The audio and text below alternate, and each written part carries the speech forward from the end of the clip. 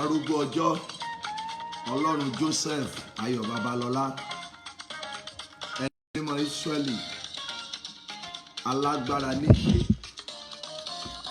òkè lẹ́yìn àwọn aṣòtítọ́, Ọlọ́run tí ò yí padà, Ọlọ́run tó ti wà kí ayé tó wà, Ọlọ́run tí ó máa wà ńgbà tí ayé ò ní sí mọ́. Mú omi àdúrà rẹ bó ti ń wọlé o.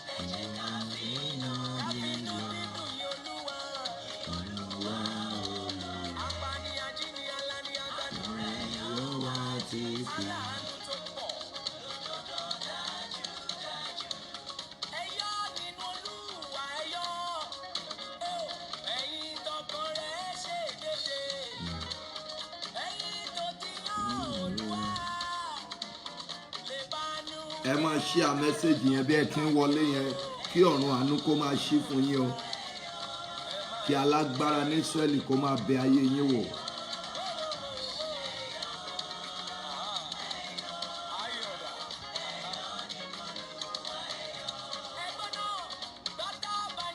Ìjà rere.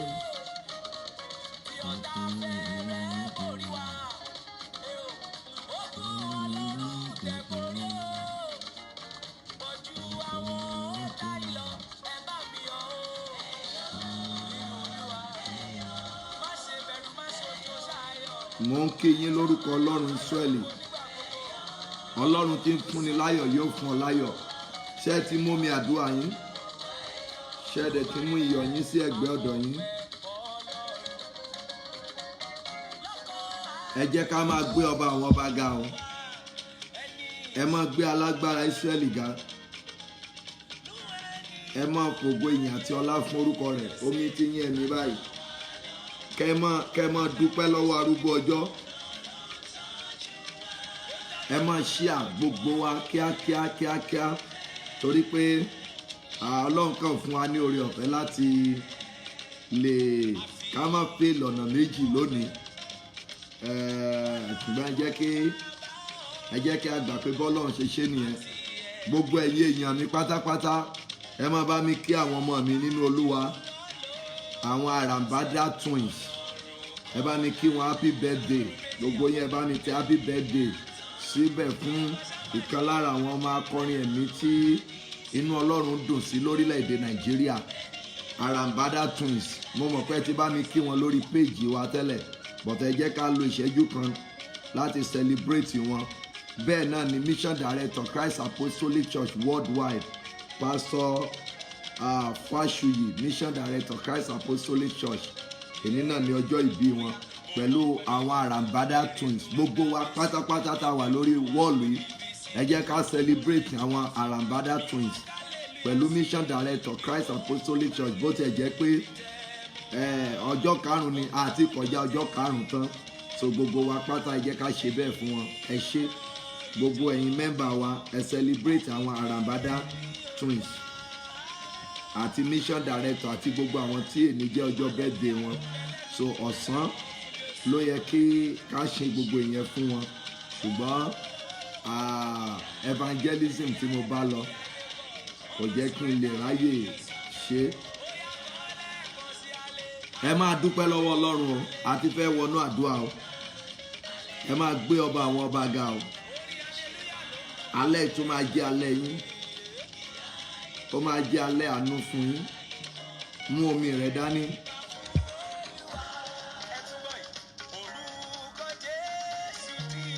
Bẹ́ẹ̀ni, ògo ni fún orúkọ rẹ, ìbànújẹ́ àtọ̀gbẹ. Ògo ni fún orúkọ rẹ, ògo fòkọ rẹ, ògo fòkọ rẹ.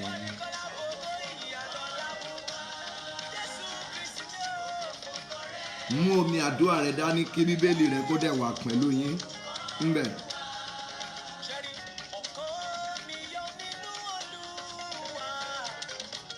ẹ̀yin tí ọkàn yín bá yọ̀ ẹ gbéga o. Ẹ̀yin ará orí Instagram ẹ rí wọ́n ṣẹ́jú kan nísìnyí. Ajá ń ṣe gbogbo ẹ̀ kí gbogbo ẹ̀ kó lè dáa. Ká lè mú gbogbo òdodo ṣẹ lálẹ́ yìí. Ẹ mọ̀ wípé Olúwa ló fẹ́ràn àdúrà. Sọ ìrìn àjò àdúrà evangelism ni mo bá kiri. Ọlọ́run kó ṣáà máa ṣàánú wa. So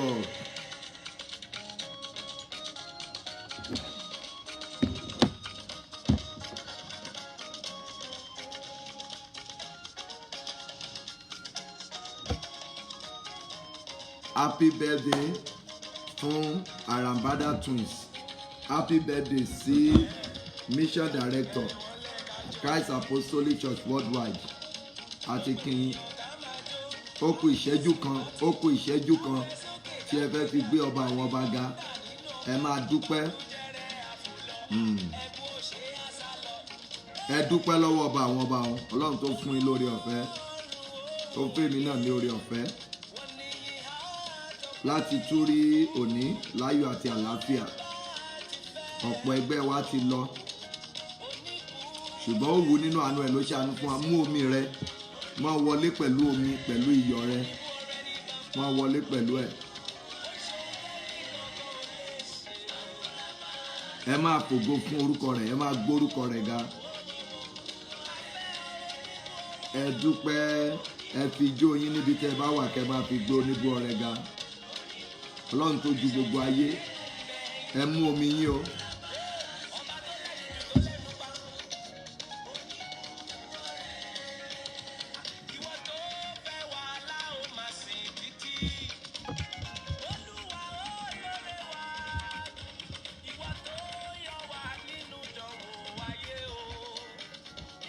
Omi yín, gbogbo ẹ̀yin tí ẹ wà ní orí Instagram ẹ máa tètè share ẹ̀. Ẹ̀yin ló dá wa dúró díẹ̀ ká lè connect ní ẹ̀yin tí kì í lo Instagram.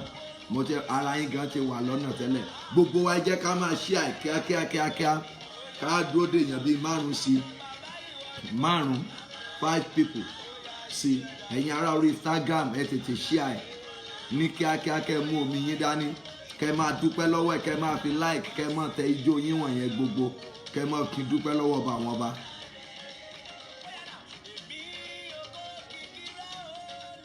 Ẹ pòkìkí ẹ̀, wá ayọ̀ kan kó fi pòkìkí ẹ̀. Ọlọ́run tó dá ọ nídè ń gbogbo ìgbà, Ọlọ́run tí ò jẹ́ kí ọ̀tá yọ̀ ọ́, kò yọ̀ ọ́ lórí ọmọ, kò yọ̀ ọ́ lórí ọkọ, kò jẹ́ kí ayé sọ fún ọ pé ó ti tán fún ọ. Ẹ jẹ́ ká jọ fìyìn fún ọ. Ẹ̀yin ará orí Instagram ẹ máa share message yẹn, ẹ máa gbé ọba àwọn ọba ga. Gbogbo wa lórí Facebook máṣáláì share ẹ̀ ní kíákíá. Ẹ jẹ́ ká lo ìṣẹ́jú kan sí láti fi dúpẹ́, tàbí ìṣẹ́jú méjì.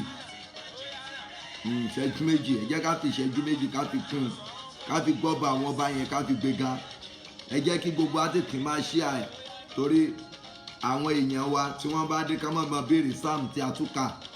Ọ̀pọ̀lọpọ̀ ìgbà tí a ti sọ pé a máa ṣe prógámù ọ̀sán tí a ṣe mọ́, wọ́n ti lè gbàgbé pé tálẹ̀ ìwà. So ẹ jẹ́ kí gbogbo wa ká tètè máa share ẹ̀, ká máa invite, ká mú omi àdúrà wọn dání, ká gbé ọba àwọn ọba yẹn ga.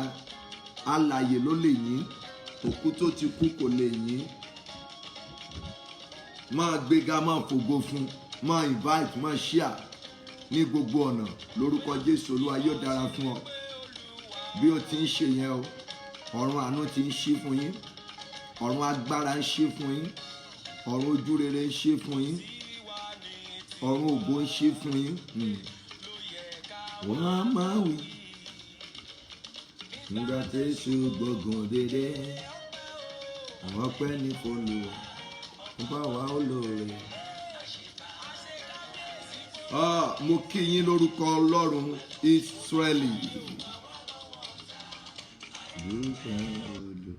Pẹ̀lú àṣẹ Olódùmarè ni mo kọ́kọ́ sọ tẹ́lẹ̀ sínú ayé gbogbo ẹ̀yin èèyàn yìí, lórúkọ Bàbá, tọmọ, ti ẹ̀mí mímọ́.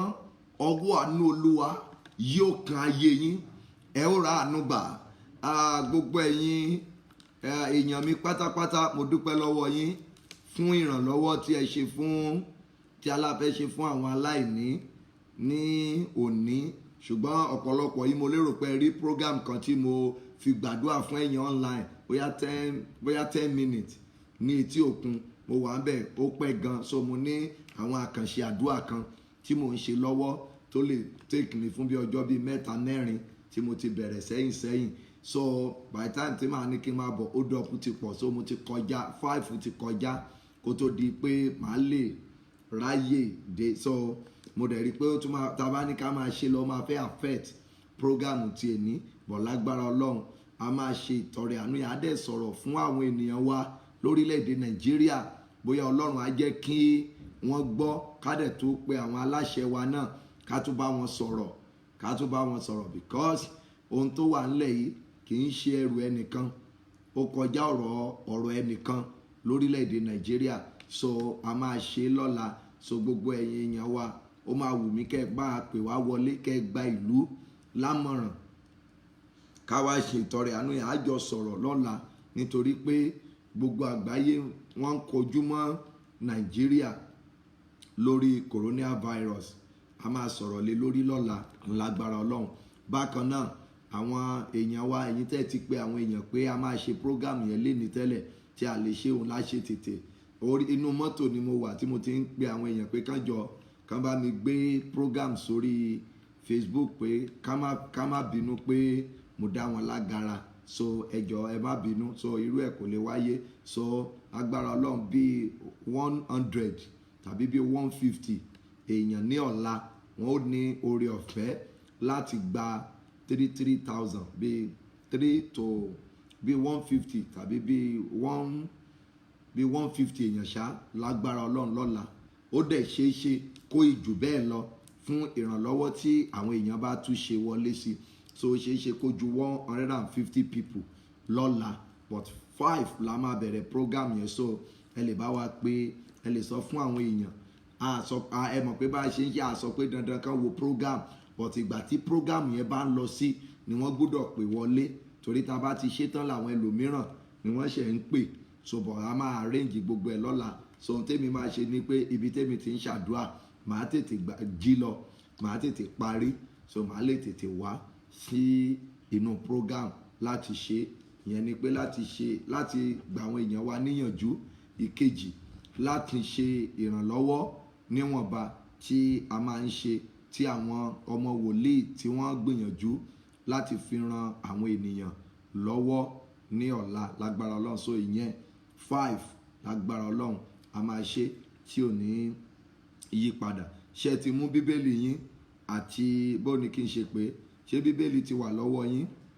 tó wáyé pé bíbélì yín ti wà lọ́wọ́ yín ẹ mú omi yín báyìí kí ẹ mú dání kí a sáré ka àwọn ọ̀rọ̀ Ọlọ́run tí a fẹ́ kà ká dẹ̀ gba àdúà gbogbo wa. Ẹ jẹ́ ká máa share message yẹn bí a ti ń wọlé, ẹ jẹ́ ká máa share ní kíákíá ká máa invite àwọn èèyàn tí a bá fẹ́ pé ìpàdé àdúà yẹn ó ti bẹ̀rẹ̀, ó ti máa wù mí ká jọ gba àdúà yẹn dáadáa ní alẹ́ yìí láàrin ìṣẹ́jú díẹ̀ dó a ò ní pẹ́ gẹ́gẹ́ bí ìṣe wa. Ẹ mọ̀ pé èmi gan fún ara mi ìrìn àjò pọ̀ níwájú mi, òun mo ṣe sọ fún yín gbà yẹn pé iṣẹ́ tán gbé rọ mí yìí iṣẹ́ tí ó ní agbára ni, ṣùgbọ́n ó dẹ̀ tún easy lójú mi because aṣòro ṣe bí ohun tí Olúwa ò bá lọ́wọ́ sí ni, adùn ṣe bí ohun tí Olúwa bá ní ọwọ́ sí, so lójú mi kò le rárá nípa ti ẹ̀mí kò le rárá.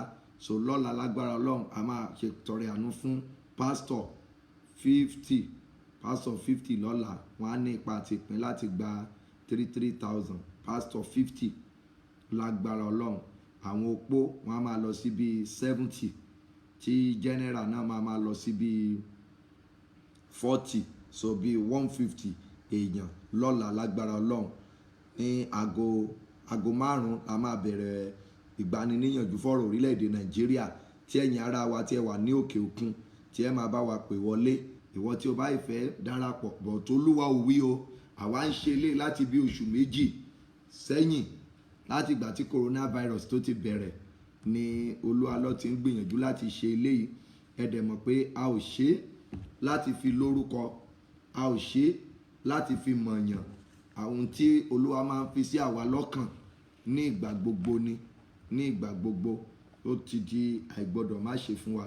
Ògo ni fún Baba àti fún Ọmọ àti fún Ọlọ́run ẹ̀mí mímọ́, bí ó ti wà láti kọ́ ṣe, ó ń bẹ ní ìsìn, bẹ́ẹ̀ ni ó sì máa rí ní ìgbà gbogbo, ayé àìnípẹ̀kun. Àmín. Ẹ jẹ́ ká máa lọ sínú Bíbélì wa nínú ìwé Psalm 68. Psalm 68. Psalm 68. Ibẹ̀ láti fẹ́ bẹ̀rẹ̀. Psalm 68 line 20. Psalm 68 line 20. A máa kà ní ìgbà mẹ́ta. Ẹni tí ń ṣe Ọlọ́run wa ni Ọlọ́run ìgbàlà, àti lọ́wọ́ Jehovah Olúwa ni a ó yọ wá kúrò lọ́wọ́ ikú. A fẹ́ kà ní ìgbà kejì. Ẹni tí ń ṣe Ọlọ́run wa ni Ọlọ́run ìgbàlà, àti lọ́wọ́ Jehovah Olúwa ni a ó yọ wá kúrò lọ́wọ́ ikú. Ní ìgbà kẹta, ẹni tí ń ṣe Ọlọ́run wa ni Ọlọ́run ìgbàlà. Ìyẹn ni pé Ọlọ́run yẹn ló lè gbà ọ́, èèyàn ò lè gbà ọ́, owó rẹ lọ́pọ̀ ìgbà kò lè gbà ọ́, torí pé àwọn olówó ayé, coronavirus ojú ti owó nínú ayé wọn. So ẹnìkan tó lè gbà wá, tó lè gbà gbogbo àgbáyé, òun náà ni Ọlọ́run, ni Ọlọ́run ìgbàlà, àti lọ́wọ́ Jehovah Olúwa ni a ó yọ wá kúrò lọ́wọ́ ikú. Wa yóò gbà ọ́ là, yóò tún yọ ọ́ kúrò ní ọwọ́ ikú. Ẹ jẹ́ kí a máa tẹ̀síwájú, kí a máa lọ sínú ìwé James. James chapter 5. James chapter 5. James chapter 5. James, bó ti ń wọlé yẹn, máa share message yẹn, máa invite àwọn èèyàn. Ó ṣe pàtàkì kó share message láìmọye ìgbà ní alẹ́ yìí. Ó ṣe pàtàkì kí ẹ share ẹ̀ láìmọye ìgbà. James chapter 5 verse 16. 5:16. Ìgbà mẹ́ta. Ẹ jẹ́wọ́ ẹ̀ṣẹ̀ yín fún ara yín, kí ẹ sì máa gbàdúrà fún ara yín, kí a lè mú yín láradá. Iṣẹ́ tí àdúrà olódodo ń ṣe ní agbára púpọ̀. Ìgbà mẹ́ta là ń lọ. Ẹ jẹ́wọ́ ẹ̀ṣẹ̀ yín fún ara yín, kí ẹ sì máa gbàdúrà fún ara yín, kí a lè mú yín láradá. Iṣẹ́ tí àdúrà olódodo ń ṣe ní agbára púpọ̀. Ní ìgbà kẹta, ẹ jẹ́wọ́ ẹ̀ṣẹ̀ yín fún ara yín, kí ẹ sì máa gba àdúrà fún ara yín, kí a lè mú yín láradá. Iṣẹ́ tí àdúrà olódodo ń ṣe ní agbára púpọ̀. Ògo ni fún Baba àti fún Ọmọ àti fún Ọlọ́run ẹ̀mí mímọ́, bí ó ti wà láti kọ́ ṣe, ó ń bẹ ní ìsìn, bẹ́ẹ̀ ni ó sì máa rí ní ìgbà gbogbo, ayé àìnípẹ̀kun. Àmín. A lọ sínú ìwé àwọn ọba kejì. A ti ń padà bọ̀ nínú ìwé Jòhánù. Ìwé àwọn ọba kejì. Ìwé àwọn ọba kejì, níbi tí a máa ń ka 2 King chapter 2 verse 21. Òun sì jáde lọ sí ibi orísun omi náà. Òun sì jáde lọ sí ibi orísun omi náà. Ó sì dà iyọ̀ náà síbẹ̀. Ó sì wí pé, báyìí ni Olúwa wí, èmi ṣe àwòtán omi wọ̀nyí láti ìhín lọ, kì yóò sí ikú mọ́ tàbí aṣálẹ̀. Ní ìgbà kejì, òun sì jáde lọ sí ibi orísun omi náà. Ó sì dà iyọ̀ síbẹ̀. Ó sì wí pé, báyìí ni Olúwa wí, èmi ṣe àwòtán omi wọ̀nyí láti ìhín lọ, kì yóò sí ikú mọ́ tàbí aṣálẹ̀. Ní ìgbà kẹta, òun sì jáde lọ sí ibi orísun omi náà. Ó sì dà iyọ̀ náà síbẹ̀. Ó sì wí pé, báyìí ni Olúwa wí, èmi ṣe àwòtán omi wọ̀nyí láti ìhín lọ, kì yóò sí ikú mọ́ tàbí aṣálẹ̀. ògo ni fún baba àti fún ọmọ àti fún ọlọ́run ẹ̀mí mímọ́ bí ó ti wà ní àtìkọ́ṣe ó ń bẹ ní ìsìn bẹ́ẹ̀ ni ó sì máa rí ní ìgbà gbogbo ayé àìnípẹ̀kun àmín. Ẹ mú iyọ̀ díẹ̀ bí ẹ ṣe máa ń mu iyọ̀ díẹ̀ bí ẹ ṣe ń mu kékeré kẹ́ fi sínú omi yẹn ẹ fi sínú omi yẹn ẹ wá dé iyọ̀ yín yẹn ẹ dé omi yín kí ẹ dé mọ́ra báyìí ẹ dé dáadáa ẹ ṣèkì ẹ papọ̀ à ń lọ sínú ìwé Jòhánù ẹ dé o kẹ́ ṣèkì ẹ mọ́ra dáadáa ṣáà máa fi ìgbàgbọ́ bá wa lọ lónìí torí pé àdúrà méjì kan ṣe pàtàkì tí a fẹ́ jọ sáré gbà láàrin ìṣẹ́jú díẹ̀ so ẹ ṣèkì ẹ dé pa ìwé Jòhánù John chapter 5 verse 3 to 9. John chapter 5 verse 3 to 9. Ẹ máa share message yẹn ẹ̀yin ará orí Instagram ẹ máa tètè share ẹ̀ kí ẹ máa share ẹ̀ ní kíákíá kẹ́dẹ̀ máa tẹ̀lé wa ní tá à ń ṣe pàtàkì jùlọ ẹ̀yin tí ẹ ní ẹ̀ sí lórí Facebook láti ẹsẹ̀ kẹta sí ìkẹsàn-án ibi tí a fẹ́ kà nìyẹn o. John chapter 5 verse 3 to 9. Nínú wọ̀nyí ni ọ̀pọ̀ àwọn abirùn ènìyàn gbé dùbúlẹ̀ sí àwọn afọ́jú arọ àti àwọn gbígbẹ wọ́n ń dúró de ríru omi ṣe mọ̀ pé mi àtẹ̀yin náà ní alẹ́ yìí à ń dúró de ríru omi ọ̀bẹ́lú wa sọ pé àti àwọn afọ́jú àwọn arọ àwọn gbígbẹ àwọn abirùn wọ́n dúró de ríru omi. Verse 4. Nítorí áńgẹ́lì a máa dígbà sọ̀kalẹ̀ lọ sínú adágún náà a sì máa rú omi lẹ́yìn ìgbà tí a bá ti rú omi náà tán ẹnikẹ́ni tí ó bá kọ́kọ́ wọ inú rẹ̀ a sì di alára dídá nínú àrùnkárùn tí ó ní. Verse 5. Ọkùnrin kan sì wà níbẹ̀ ẹni tí ó wà ní àìlera rẹ̀ ní ọdún méjìdínlógójì bí Jésù ti rí i ní ìdùbúlẹ̀ tí ó sì mọ̀ pé ṣẹ̀rí báyìí ènìyàn lè mọ̀ ṣùgbọ́n Jésù mọ̀ pé bẹ́ẹ̀lì sọ pé tí ó sì mọ̀ pé dókítà lè mọ̀ iye ìgbà tó ti wà lórí ìdùbúlẹ̀ pásọ̀ rẹ̀ lè mọ̀ lọ́pọ̀ ìgbà wòlíì rẹ̀ lè mọ̀ ṣùgbọ́n ẹnìkan wà òun la ti ń képe láti ìgbà tí a ti bẹ̀rẹ̀ àdúrà yìí òun lẹ ṣe rí pé àwọn èèyàn ń rí ìyanu nípa rẹ̀ wọ́n ní tí ó sì mọ̀ pé bí Jésù ti lórí ìdùbúlẹ̀ tí ó sì mọ̀ pé ó ti pẹ́ tí ó ti wà níbẹ̀ ó wí fún un pé ìwọ fẹ́ kí a mú ọ lára dá bí ìbéèrè ni o ìbéèrè ìwọ fẹ́ kí a mú ọ lára dá bí abirùn náà dá lóhùn pé ọ̀gbẹ́ni èmi kò ní ẹni tí ìbá gbé mi sínú adágún nígbà tí a bá ń rú omi náà bí èmi bá ti ń bọ̀ wá ẹlòmíràn sọ̀kalẹ̀ sínú rẹ̀ ṣáájú mi. Jésù wí fún un pé dìde gbé àkéte rẹ kí o sì máa rìn lọ́gán a sì mú ọkùnrin náà lára dá òun sì gbé àkéte rẹ̀ ó sì ń rìn òtítọ́ ibi tí a ń lọ lónìí nìyẹn o ó gbé àkéte rẹ̀ ó sì ń rìn. Ẹ wá wo àdúrà àkọ́kọ́ tí ẹ̀mí Olúwa kọ́kọ́ ní kí a gbà ìyẹn ni pé àìsàn tàbí ogun tó mú kí ẹbí kọ̀ mí ẹ gbọ́ o àti ìdébẹ̀ o mo kàn ń ṣe àpẹẹrẹ sílẹ̀ fún yín ni àìsàn tàbí ogun tí ó mú kí ẹbí kó kọ̀ mí ó lóun ò lẹ́ni tó lè gbé òun sí inú rẹ̀. Mo fẹ́ kí ẹ ní òye àdúrà àti alẹ́ yìí ni o ó lóun ò ní ẹni tí ó lè gbé òun sí inú adágún odò yẹn.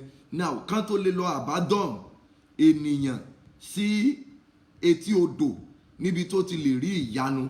Number 1 kí obìnrin tó kọ ọmọ sílẹ̀ kí obìnrin kó tó kọ ọmọ rẹ̀ tó bí sílẹ̀ pé ọmọ yẹn wà nínú ìṣòro pé ọ̀rọ̀ rẹ̀ ti sún mi ó kéré tán ọmọ ìyá ti pé ọmọ ọdún 5. obìnrin gidi gan náà ò tiẹ̀ lè lọ gbé ọmọ rẹ̀, ṣùgbọ́n ní ibi bíi àwọn kan ló gbé abirùn yìí débẹ̀, ṣùgbọ́n kò léèyàn tó lè gbèrìn sí inú odò yẹn, kò ní èèyàn mọ́. ṣé ẹ mọ̀ pé ọ̀rọ̀ àdúrà tèmi ó máa ń ní àwọn ìjìnlẹ̀ kan nínú. ọ̀pọ̀lọpọ̀ wa náà ọ̀rọ̀ wa ti dàbí ọ̀rọ̀ abirùn yìí. ní ibi bíi àwọn kan ti kọ́kọ́ ràn yín lọ́wọ́ tẹ́lẹ̀, ẹ ti lè jọ máa jọ gbàdúrà papọ̀ tẹ́lẹ̀, wọ́n ti lè kọ́kọ́ máa kún yín lówó tẹ́lẹ̀, wọ́n lè máa sì yín lọ sí hospital tẹ́lẹ̀, kán máa introduce yín sóríṣiríṣi àwọn pastors, sóríṣiríṣi àwọn àfáà, sóríṣiríṣi àwọn wòlíì. ṣùgbọ́n ó ti dé ìkòríta kan báyìí tí ọ̀rọ̀ yín ti sún wọn, tí wọ́n ti fi yín lẹ̀ náà bí ọkùnrin abirùn 38 years yìí. ogun yẹn ti jẹ́ kí wọ́n fi í lẹ̀ sí ibi tó wà pé ó ti kù ìwọ àti ẹlẹ́dàá rẹ. ìwọ náà máa rìn wò ibi Ọlọ́run bá wá bá ọ dé. àdúrà yẹn ó ti wá kù ìwọ nìkan, ó ti kù èmi nìkan, ó ti kù èmi nìkan, ó ti kù èmi nìkan. àwọn ará mi kan wọ́n ń pè mí lónìí, wọ́n dúpẹ́ pé dádì ẹ ṣé ìgbà gbogbo wa fún àdúrà tí ẹ ń gbà fún wa, ẹ jẹ́ ká máa là, ẹ jẹ́ ká mọ nǹkan kan. mo ní tọ̀ irú àkókò yìí tó bá sọ pé kò sí church, pásítọ̀ rẹ wòlíì rẹ ó gbọ́dọ̀ máa gbégbèsè bí ó ṣe máa káàkiri nípa rẹ láti máa gbàdúrà, bó tilẹ̀ jẹ́ pé inú ilé ni a ní adúró sí, ṣùgbọ́n àwọn èèyàn ti ń rìn tí ò bá síbi tí èrò wà. ibi mo ti lọ ń gbàdúrà tèmi ní òrùfi, kò sí èrò ń bẹ̀, kò sí àwọn èèyàn, kò sí wọn ń bẹ̀, mi ì sì kérò púpọ̀, mi ì kó wọn lọ bẹ̀, nítorí pé mo mọ̀ pé ayé yín nídìí àdúrà. gbogbo ilé tá à ń ṣe ibà bíbí yẹn padà wá ṣe rí, a ti ṣe tẹ́lẹ̀, a ti gbàdúrà fún yín tẹ́lẹ̀. kẹ́yìn náà fún ara yín ẹ ní àwọn price kéékèèké kan láti pay. irú ilé kẹ́yìn náà kẹ́kàn fi ta ara yín kẹ́ fi sọ̀rọ̀, kẹ́yìn náà kàn bá Ọlọ́run kẹ́ fi bá sọ̀rọ̀ nínú ọkàn yín. ojúṣe ti yín nìyẹn náà. lálẹ́ yìí a ti gbàdúrà fún yín, a ti kó gbogbo yín papọ̀ mọ́ra níbi àdúrà. ẹ̀yin kan wà tí a ti gbé fáìlì yín lọ wájú Olúwa pé Olúwa lágbájá yìí bá wa dáhùn sọ̀rọ̀ ayé ẹ̀, Mrs lágbájá, Mr lágbájá, Olúwa bá wa dáhùn sí ọ̀rọ̀ ayé wọn. àwọn kan nìyẹn. a ti kó gbogbo yín náà papọ̀ mọ́ra pé Olúwa àwọn lágbájá yìí, Olúwa gbàdúrà fún wọn, àti súre fún oníkálukú yín. now ṣùgbọ́n ẹ̀yin fún ara yín náà ẹ ní ojúṣe òun náà ni pé ẹ gbìyànjú kẹ́ ẹ máa dá oorun díẹ̀díẹ̀ yìí náà, kẹ́ ẹ máa dá mọ́jú bí àwa náà ti ń dá oorun náà tá a ṣe ń dá mọ́jú fún ọ̀pọ̀lọpọ̀ yín láti gbàdúrà. ẹ rí i pé tá à ń ṣe yìí kò yí sì rárá àti rárá. ẹni bá fẹ́ tọ̀ ló máa sọ ipò yìí sì. kó wòye ibi tí mo ti lè rìn láti mọ gbàdúrà kí n dẹ̀ tó padà wá. ìdí tí mo ṣe sọ ní lọ́pọ̀ ìgbà ni pé èmi kì í ṣe wòlíì orí Facebook, mo níṣẹ́ púpọ̀. ẹ̀yin èèyàn mi tẹ́ ẹ mọ̀ mí, eléyìí tẹ́ ẹ ṣe rí mi ní knockdown yìí, ẹ pé mi máa ń fèsì ọ̀rọ̀ àdúrà púpọ̀. lọ́wọ́ mi ráyè kí n máa wá sórí Facebook lẹ́ẹ̀márùn lójúmọ́, kò lè rọ̀ mí lọ́rùn púpọ̀, nítorí wípé iṣẹ́ Olúwa tó wà níwájú mi, àdúrà tó wà ní iwájú mi. bọ̀ mo fẹ́ kí ẹ ní àfojúsùn tó lágbára. obìnrin ti wà ń bẹ̀yẹn fódìdí ọkùnrin 38 years. ó ní kò sí ẹnìkan tí ó lè gbé òun sí inú odò yẹn, pé torí ìgbà tóun bá ti ń bọ̀ láti fẹ́ wọ inú odò yẹn ni àwọn ẹlòmíràn àti dé ibẹ̀ ṣáájú òun, ìyẹn àwọn tó rí olùrànlọ́wọ́. ẹ wá wo ibi tí ogun ọkùnrin lè dé, kì í rí olùrànlọ́wọ́ láti ràn lọ́wọ́ dé ibi tí ó ti lè rí wòsàn. ṣé ẹ mọ̀ pé ogun kan nìyẹn, ogun kan ni. ó lóun ò rí ènìyàn tó lè mú un débẹ̀ tàbí gbé òun sí ibi ibẹ̀. ara àìsàn kan nìyẹn o. ṣé ẹ pé mo máa ń tẹnu mọ́ gbogbo ìgbà pé àwọn kì í ṣe kéèyàn wà lórí ìdùbúlẹ̀ nìkan ni wọ́n ń pè ní àìsàn. kéèyàn má rí olùrànlọ́wọ́ ó lè gbẹ̀mí èèyàn, kó kàn jẹ́ pé ìwọ nìkan ló máa dá gbé, ìwọ ló máa dá sọ. ẹ bá ń tọ́ akíní yìí bí ẹ̀rọ náà eléyìí. ìwọ nìkan ló máa dá gbé, ìwọ nìkan ló máa dá sọ. àìsàn ni. ó ní èmi kò rí ènìyàn tí ìbá gbé mi sí inú adágún, torí pé ẹlòmíràn yóò ti wọ inú rẹ̀ ṣáájú mi. ó túmọ̀ sí pé àwọn tó ń wọnú rẹ̀ yẹn wọ́n rí olùrànlọ́wọ́ tí ó ràn wọ́n lọ́wọ́ lọ sí ibi ibẹ̀ yẹn. mo fẹ́ kẹ́ gbàdúrà ní alẹ́ yìí. Ẹ jẹ́ ká dúpẹ́. Ọlọ́run mo dúpẹ́ torí pé alẹ́ yìí máa jẹ́ alẹ́ tó gbà ti ọ̀dọ̀ mi kọjá, ṣùgbọ́n kò rí olùrànlọ́wọ́. Jésù gbà ti bẹ̀ kọjá. Jésù ò nídìí olùrànlọ́wọ́ yẹn fún mọ́. Ó ní ó ti pẹ́. Now ó wá kúkú ní wọnú omi yẹn mọ́ o. Ìwọ á kúkú dìde wá gbé àkéte rẹ. Ẹ má gbàgbé o, òun nìkan kọ́ ló wà ń bẹ̀, ṣùgbọ́n òun nìkan rí ìwòsàn. Ó bá ẹni mímọ́ Ísírẹ́lì pàdé, adẹ̀kọ orúkọ rẹ̀ sínú ìwé ìtàn àwọn akọni. Ẹ̀yin kan ń gbọ́ mi ní alẹ́ yìí. Testimony tí orúkọ yín tí ó fi wọnú ìwé ìtàn àwọn akọni wípé tọ́ ìwọ náà rí ìmúláradá, orí ìwòsàn, ogun ṣẹ́ fún ọ. A fẹ́ kọ orúkọ rẹ náà sínú fáìlì yìí, sínú fáìlì àwọn akọni, sínú fáìlì àwọn akọni tí ó ní testimony. Kì í ṣe ọjọ́ tó pẹ́ o, ìwọ náà máa ní testimony tiẹ̀ yẹn ní òru ìmọ́jú bí Olúwa ti ń bẹ tí ẹ̀mí rẹ̀ wà. Ṣùgbọ́n fi ìgbàgbọ́ fi gbé kí ìwọ náà kó gba Ọlọ́run, kó gbàgbọ́. Olúwa mo dúpẹ́ torí pé ó gbà tọ̀dọ̀ mi kọjá lálẹ́ yìí. Olúwa mo dúpẹ́ torí pé èmi ló máa bẹ̀wò lálẹ́ yìí. Olúwa mo dúpẹ́ torí pé ọmọ mi ló máa bẹ̀wò. Olúwa mo dúpẹ́ torí pé ọkọ mi ló máa bẹ̀wò. Olúwa mo dúpẹ́ torí èmi fúnra mi ló máa bẹ̀wò ní alẹ́ yìí. Olúwa mo dúpẹ́ èmi ló bẹ̀wò. Olúwa mo dúpẹ́ ọ̀dọ̀ mi ló gbà kọjá. Olúwa mo dúpẹ́ o, màá rí ìbẹ̀wò rẹ. Ìwọ Jésù Olúwa mo dúpẹ́ torí pé wàá gbà ti ọ̀dọ̀ mi. Wàá wá bẹ ayé mi wò. Wàá gbà tọ̀dọ̀ mi ní àṣálẹ́ yìí. Wàá bẹ̀ mí wò. Wàá bẹ ayé mi wò. Wàá gbà tọ̀dọ̀ mi kọjá. Wàá bẹ̀ mí wò ní àṣálẹ́ yìí. Bó ti wù ká pọ̀ tó lórí láìní, ìjẹ́ pé tí gbàgbọ́ wa bá gbé, kò ná Ọlọ́run lóhunkóhun láti gbọ́wọ́ lé gbogbo wa papọ̀ kí gbàgbọ́ wa bá rọ̀ mọ́. Tí Ọlọ́run bá ṣàánú rẹ̀ tó gba tọ̀dọ̀ rẹ̀ kọjá, ẹ wo iye àwọn ẹ̀rí tí mo ti ń gbọ́, ta ti ń gbọ́ títí di òní. Èní mi ò tẹ̀lé ka mẹ́sẹ̀gì kankan, mo kàn ra pa gbogbo ẹ̀, mo pàtì nítorí pé àdúrà tí mo ń bá kiri. Ẹ̀yin náà dúpẹ́. Olúwa mo dúpẹ́ torí pé màá ní ẹ̀rí lónìí. Ìwọ Ọlọ́run máa gba tọ̀dọ̀ mi kọjá. Ó máa bẹ ayé mi wò. Wàá bẹ ìṣẹ̀dá mi wò. Dúpẹ́ yẹn, dúpẹ́ lọ́wọ́ Ọlọ́run lórí ìlú tó wà, lórí orílẹ̀-èdè ibi tún wà. Olúwa ẹ ṣé torí pé ẹ ó gba orílẹ̀-èdè wa kọjá. Ẹ ó mú àwọn èèyàn yín gbogbo láradá. Olúwa dúpẹ́ o, tọrọ fún ìdáríjì ẹ̀ṣẹ̀. Olúwa gbogbo ẹ̀ṣẹ̀ tó lè mú kí ìwọ Ọlọ́run kó má bẹ̀ mí wò ní alẹ́ yìí. Olúwa dárí gbogbo ẹ̀ṣẹ̀ mi jì mí.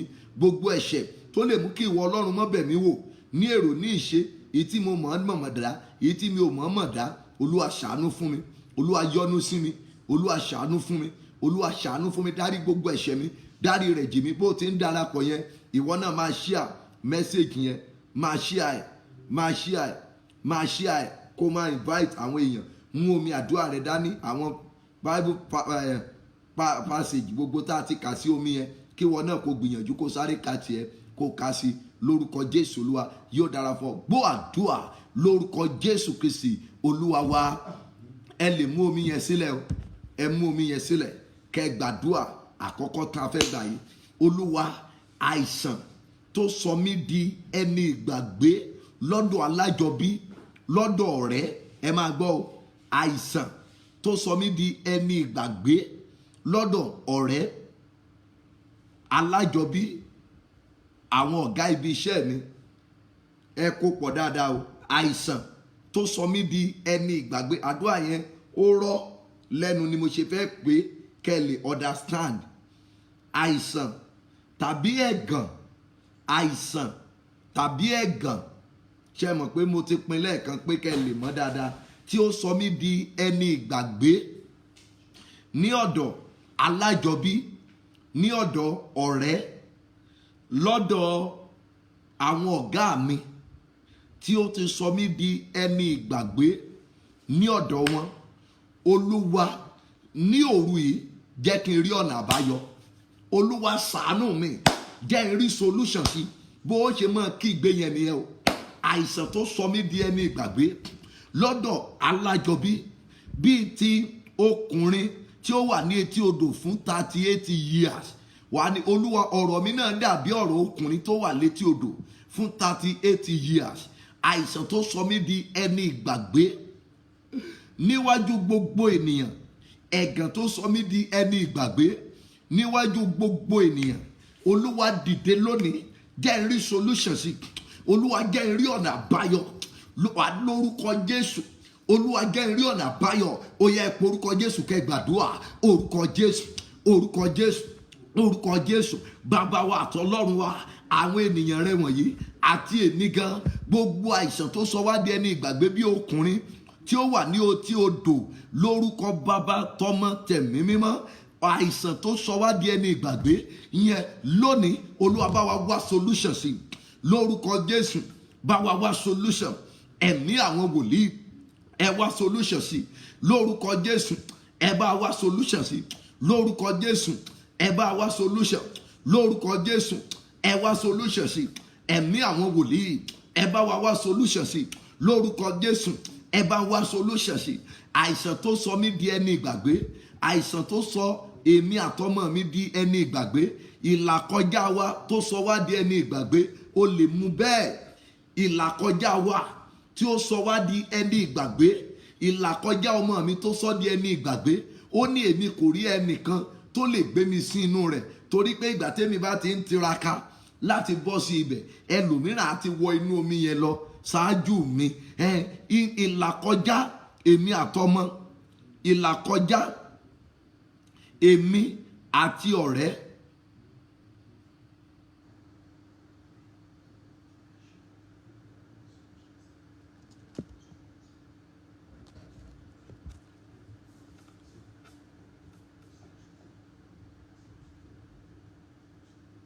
in tó sọ mí di ẹni ìgbàgbé, ìlàkọjá mi tó sọ mí di ẹni ìgbàgbé, olúwa dìde nínú agbára ńlá rẹ̀, olúwa jẹ́ n rí solution sí lónìí. Ìlàkọjá mi tó sọ mí di ẹni ìgbàgbé, in tí mò ń là kọjá ní ìkọ̀kọ̀, in tí mò ń là kọjá nínú àgọ́ ara, ọkọ ẹlòmíràn ti gbàgbé ẹ̀, ó ti àbádọ́nu ẹ̀ nítorí ìlàkọjá rẹ̀, nítorí àìsàn tó ní. Ẹ pe orúkọ Jésù. Olúwa, ìwọ tó wá solution fún ọkùnrin etí odò fún 38 years, olúwa, ìlàkọjá tèmi náà tó sọ mí di ẹni ìgbàgbé, olúwa nú agbára rẹ lónìí jẹ́ n rí solution. Ẹ̀mí àwọn wòlíì, ẹ bá ń wá solution sí. Ìwọ tó wá solution sí ti ọkùnrin etí odò 38 years, ìlàkọjá mi, olúwa bá ń wá solution sí. Lórúkọ Jésù olùgbàlà, ẹ jẹ́ n rí solution sí. Ìlàkọjá mi, èyí tó sọ mí di ẹni ìgbàgbé, lórúkọ Bàbá, tọmọ, tẹ̀mí mímọ́, ẹ jẹ́ n rí solution sí. Lórúkọ Jésù olùgbàlà, ẹ bá ń wá solution sí. Lórúkọ Bàbá, tọmọ, tẹ̀mí mímọ́, ẹ bá ń wá solution sí. Lórúkọ Jésù olùgbàlà, ìlàkọjá mi bíi ti ọkùnrin etí odò ní tó lò 38 years ńbẹ, ìlàkọjá ni tèmi náà ń là kọjá tó sọ mí di ẹni ìgbàgbé lọ́dọ̀ alájọbí, tó sọ mí di ẹni ìgbàgbé lọ́dọ̀ àwọn ọ̀rẹ́, tó sọ mí di ẹni ìgbàgbé fún àwọn ẹbí mi, tó sọ mí di ẹni ìgbàgbé fún àwọn tí mo ti ràn lọ́wọ́ rí. Olúwa dìde nú agbára rẹ, bá ń wá solution sí. Ẹ̀mí àwọn wòlíì, ẹ bá ń wá solution sí. Lórúkọ Bàbá, tọmọ, tẹ̀mí mímọ́, ẹ bá ń wá solution sí. Ìlàkọjá mi, èyí tó sọ mí di ẹni ìgbàgbé lọ́dọ̀ gbogbo ènìyàn, àìsàn tí mò ń là kọjá tó sọ mí di ẹni ìgbàgbé, in tí mò ń là kọjá nípa ti ẹ̀mí, èyí tó sọ mí di ẹni ìgbàgbé lọ́dọ̀ àwọn ènìyàn, olúwa ní àṣálẹ́ yìí ẹ bá ń wá solution sí. Ohun tí mò ń là kọjá, tó mú kí ayé gbàgbé mi, tó mú kí àwọn ọ̀rẹ́ gbàgbé mi, tó mú kí ènìyàn gbàgbé mi, ìlàkọjá mi, lórúkọ Bàbá, ọmọ àti ẹ̀mí mímọ́, ìwọ tó wá solution títí ọkùnrin etí odò fún 38 years, olúwa ní òru yìí ẹ bá ń wá solution sí ìlàkọjá mi, ìlàkọjá mi lórí ọmọ, ìlàkọjá mi nínú ìgbéyàwó tó di àìsàn sí mi lára, ẹ bá ń wá solution sí. Ẹ̀mí àwọn wòlíì, ẹ bá ń wá solution sí. Ẹ porúkọ Jésù, àdúrà ńlá, lórúkọ Jésù, lórúkọ Jésù, lórúkọ ńlá ti Jésù Kristi, Bàbá, ọmọ, ẹ̀mí mímọ́, ìlàkọjá mi, ìlàkọjá mi nípa ti ẹ̀mí, ìlàkọjá mi nípa ti ara, èyí tó sọ mí di ẹni ìgbàgbé lọ́dọ̀ àwọn ènìyàn, tó sọ mí di ẹni ìgbàgbé lọ́dọ̀ alájọbí, tó sọ mí di ẹni ìgbàgbé lọ́dọ̀ ọkùnrin, tó sọ mí di ẹni ìgbàgbé ní ọ̀dọ̀ obìnrin, lórúkọ Jésù Kristi ti Násárẹ́tì, bá ń wá solution sí. Ìwọ ló wá solution tí sí ọkùnrin tí ó wà ní etí odò fún odidi 38 years, tó wà ní etí odò 38 years, olúwa dìde nú agbára ẹ, bá ń wá solution sí tèmi náà ní àṣálẹ́ yìí. Ọlọ́run, áńgẹ́lì àti ènìyàn, ẹ bá mi wá solution. Ọba àwọn ọba, ẹ dìde nú agbára yín, ẹ bá ń wá solution. lórúkọ Jésù. Ẹ bá wá solution. Ìlàkọjá mi tó sọ mí di ẹni ìgbàgbé lọ́dọ̀ gbogbo èèyàn, tó sọ mí di ẹni ìgbàgbé. Ìlàkọjá mi bí àìsàn, ìlàkọjá mi bí àgàn tó sọ mí di ẹni ìgbàgbé. Ẹ fi tọkàntọkàn tún ṣàdúrà yìí, ẹ rí pé ó tún yàtọ̀ sí tàná.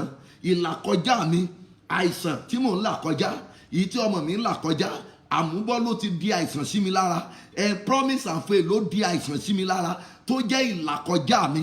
Olúwa, ìwọ tó rọ̀ lọ́rùn láti fi ara ọkùnrin tó ti wà létí odò fún 38 years, tí ìyá ti kọ̀, tí bàbá ti kọ̀, tí àwọn ọ̀rẹ́ ti kọ̀, bí o ti wá solution sí ti ọkùnrin yìí, ẹni Jésù olùgbàlà, mo gbẹ́kẹ̀lé ọ, mo gbà ọ gbọ́ lónìí. Bá mi wá solution sí tèmi náà ní àṣálẹ́ yìí.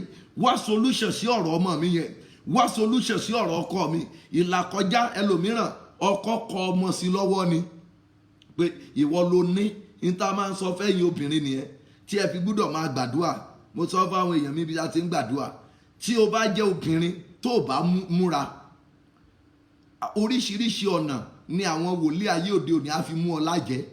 Wọ́n tètè ń béèrè bàbá ènìyàn tó bá lọ́dọ̀ wòlíì. Ìyá rẹ̀ náà máa kọ́kọ́ béèrè. Bẹ́ẹ̀ náà ni àǹtí, tó o bá múra ó léwu. Tí iyè rẹ ò bá ṣí ní àkókò tó yẹ kó ṣí, ewu wà ń bẹ̀. Bọ̀ tí iyè yẹn bá ṣí, ó dára púpọ̀. Wàá lè jọlá Ọlọ́run, wàá lè jọlá orí ọ̀fẹ́ rẹ̀. Obìnrin yẹn wọ́n kọ̀ síbẹ̀. Ọ̀pọ̀lọpọ̀ yín náà wọ́n ti kọ ọmọ sí yín lọ́wọ́ torí pé ò lóyún. Nǹkan kan ṣẹlẹ̀ sí ọ, wọ́n pa ọ́ tì, wọ́n fi ọ́ lẹ̀. Ìlàkọjá ni o. Ìta ní kó gbàdúrà lé lórí lálẹ́ nìyẹn. O lè tún wárú àdúrà yìí tì kó tún tẹ̀yàn bí ọjọ́ 7 sí 8 kó tó tún ní orí ọ̀fẹ́ láti gbàdúrà yìí. Ìtí mò ń là kọjá, ìlàkọjá mi bí àìsàn, ìlàkọjá mi bí àmúbọ́, bí àṣetì tí mò ń là kọjá, tí mo ṣe di ẹni ìgbàgbé lọ́dọ̀ alájọbí, tí mo ṣe di ẹni ìgbàgbé lọ́dọ̀ àwọn ọ̀rẹ́, tí mo ṣe di ẹni ìgbàgbé lọ́dọ̀ àwọn tí mo ti ràn lọ́wọ́ rí. Ìwọ Jésù olùgbàlà tí o jáde sí ọkùnrin yìí, jáde sí èmi náà, bá mi wá solution ní alẹ́ yìí. Ẹ bá mi wá solution tó máa lágbára, solution tó máa ní iná nínú. Ẹ bá ń wá solution ní alẹ́ yìí. Olúwa jọ̀ọ́ bá ń wá solution. Ẹ pe orúkọ Jésù, ẹ gbàdúrà lórúkọ Jésù, lórúkọ Jésù, lórúkọ ńlá ti Jésù Kristi. Gbogbo ìlàkọjá ìyè èèyàn yìí tó sọ yín di ẹni ìgbàgbé lọ́dọ̀ ọ̀rẹ́, tó sọ yín di ẹni ìgbàgbé lọ́dọ̀ alájọbí, ìbàjẹ́ lórí ọmọ lẹ́tí ńlá kankan kọjá tó dẹ̀ ń pa yín lẹ́kún, tó ń pa yín lẹ́kún, tó ń bà yín nínú jẹ́. Ọlọ́run ọ̀run tí ó lọ ṣàánú ọkùnrin yìí létí odò fún 38 years, Ọlọ́run yẹn náà ni mo pè fún yín. Níbi tẹ́yìn náà wà tẹ́ ti ń pè lórúkọ Jésù olùgbàlà. Jésù olùgbàlà yẹn alágbára lórí ìlàkọjá, kó bá yín wá solution lórúkọ Jésù, kó bá yín wá solution lórúkọ Jésù, kó bá yín wá solution lórúkọ Jésù, kó bá yín wá solution lórí ọ̀rọ̀ ọmọ yẹn, lórí ọ̀rọ̀ àìsàn yẹn, lórí ọ̀rọ̀ àmúbọ́ yẹn, lórí ọ̀rọ̀ gbèsè yẹn tó ti sọ ọ́ di aláìsàn lórúkọ Jésù olùgbàlà. Kẹ́ ẹ lọ rí solution. Jésù alágbára lórí ìlàkọjá, òun ni mo pè fún yín lórúkọ Bàbá, Ọmọ àtẹ̀mí mímọ́. Kó bá yín wá solution lórúkọ Jésù olùgbàlà. Kó bá yín wá solution lórúkọ Bàbá, tọmọ, tẹ̀mí mímọ́. Kó bá yín wá solution lórúkọ Jésù olùgbàlà. Kó bá yín wá solution. Ọlọ́run gbọ́ àdúrà ní orúkọ Jésù Kristi. Olúwa wá, ẹ jọ̀ọ́ ẹ gbàdúrà. Ẹ̀yin ará orí Instagram yẹn, ẹ máa share message yẹn. Ẹ̀yin tẹ́ wà lórí Facebook, ẹ mọ̀ pé àìgbọ́dọ̀ má ṣe ni. Ìwọ náà máa ṣe. Mi ò ní gbàdúrà fún ọ torí pé o share ẹ rárá o, because mi ò tàn ọ́. Ọlọ́run ò sì ní condition tí màá fi tàn ọ́. Ẹni tó bá tiẹ̀ mọ Olúwa kò yẹ kó dúró síbi bíi kó mọ̀ tàn yín rárá o. Kò yẹ kí ẹni tó dá Ọlọ́run mọ̀, ẹ̀yin tí kó gbé yín nínú ẹ̀tàn, ó kúkú dáa kó jẹ́ kẹ́ ẹ mọ̀ bógun yín lọ. Tẹ́yìn bá fẹ́ ẹ̀tàn, ẹni ìpè kò yẹ kó tàn ọ́. Ìwọ fún ara rẹ lè fẹ́ ká kúkú lé ọ dànù, ó pè. So èmi a máa sọ, it's not compulsory pé o gbúdọ̀ wo program wa. Kì í ṣe ọ̀rọ̀ ìgbéraga o. With due respect mo fi máa ń bá yín sọ̀rọ̀, but èmi máa ń sọ pé program tèmi ó wà fún àwọn tí iyè wọn bá ṣí, ó wà fún àwọn tó lè ronú, ó wà fún àwọn tí ọ̀la wọn ká lára. Mo lè mọ́ sọ̀rọ̀ tínú ẹ máa dùn sí, tó a máa rẹ́rìn-ín, tó máa fọ́nì, kí é pé mi kúkú lè sọ náà sí ọ, ṣùgbọ́n tó bá ti débi ojú àdúrà èmi ò ní tàn ọ́, ìwọ ló lè tan ara rẹ. Share message bó ti ń wọlé yẹn, máa invite àwọn èèyàn. Tó o bá wá lè ṣe yẹn tójú bá ń tì ọ́, gbàdúrà níbi tó wà. Tádùá yẹn náà ò bá dẹ̀ nítumọ̀ sí ọ, má waste data rẹ, lọ dúró kó ń bẹ̀. But ìwọ tó mọ̀ wípé òun rí nǹkan kan dìmú nínú àwọn àdúrà yìí, mọ́ṣáláì mọ́ share gbogbo nǹkan tó bá ti rí tá ń ṣe. Kọ̀ndíyàn tó bá ń jí wa wò tí ò lè share message wa, ó túmọ̀ sí wípé ìwọ gan ó lè fi wá yan gan gbòòrò. Bó o ṣe lè fi wá yan gan yẹn, ó lè máa expect pé kí áńgẹ́lì pè wá kó wá ràn ọ́ lọ́wọ́. Ara àwọn nǹkan tí Olúwa fẹ́ kí n ti bá èèyàn mi kan sọ láìpẹ́ nìyẹn. Instead tó fi ń ṣe bí Nicodemus yẹn, ó ní òru ló ń wá torí àwọn ènìyàn, but at the end of the day ó fi hàn níta gbangba pé mo mọ àwọn ènìyàn wọ̀nyí. So tó bá wà lára wa, jẹ́ ká mọ̀ pé ó wà lára wa, kó gbàdúrà. Ìwọ náà bá ti ràn ọ́ lọ́wọ́ yẹn, ran àwọn kan lọ́wọ́. Ìwọ yẹn ṣe rí program wa for the first time. Now àwọn kan ló share tó fi rí wò, help àwọn èèyàn wọ̀nyẹn.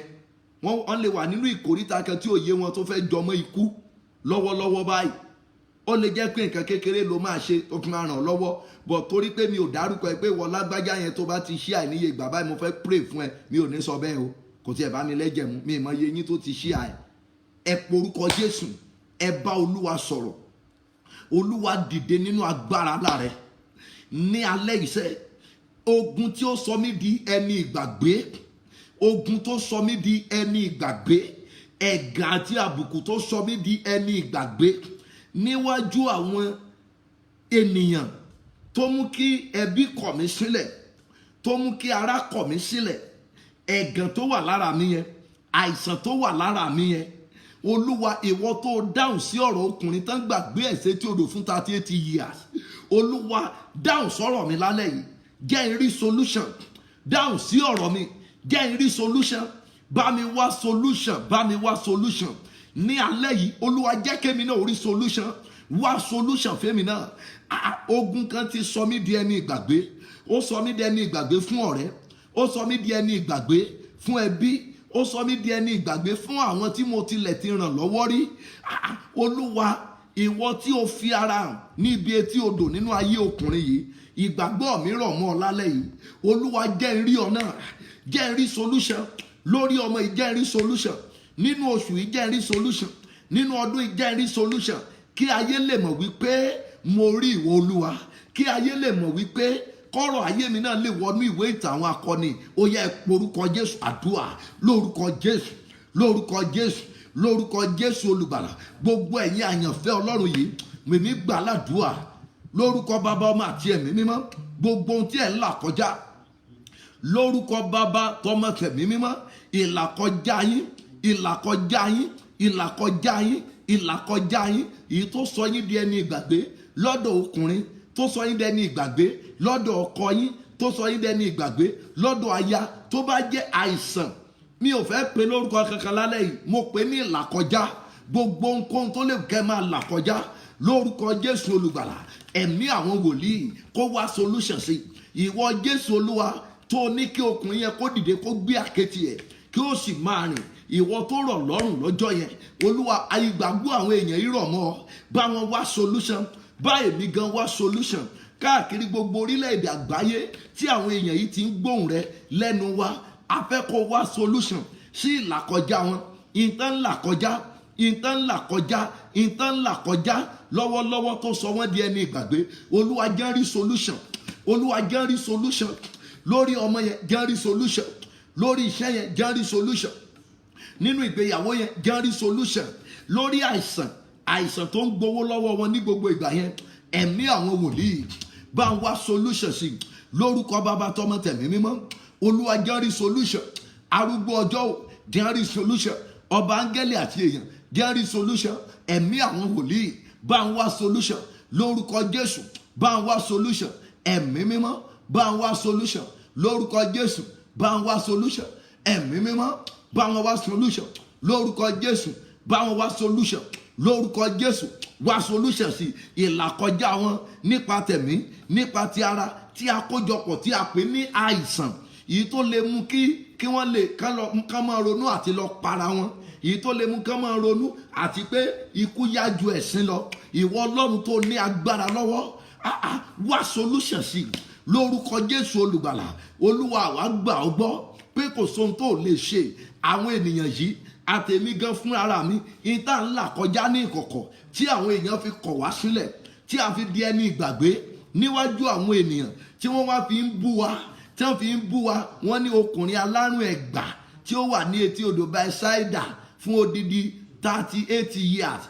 Ìlàkọjá rẹ̀ yẹn tún gbé orúkọ rẹ̀ pamọ́, àbí Bíbélì dá orúkọ rẹ̀ bẹ́ẹ̀ yẹn gbọ́ ni.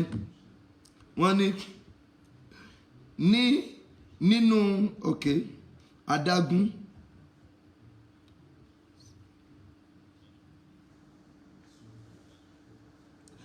nínú wọ̀nyí ní ọ̀pọ̀ àwọn abirùn ènìyàn gbé dùbúlẹ̀ sí, àwọn afọ́jú, àwọn arọ, àwọn gbígbẹ, wọ́n ń dúró de rírú omi.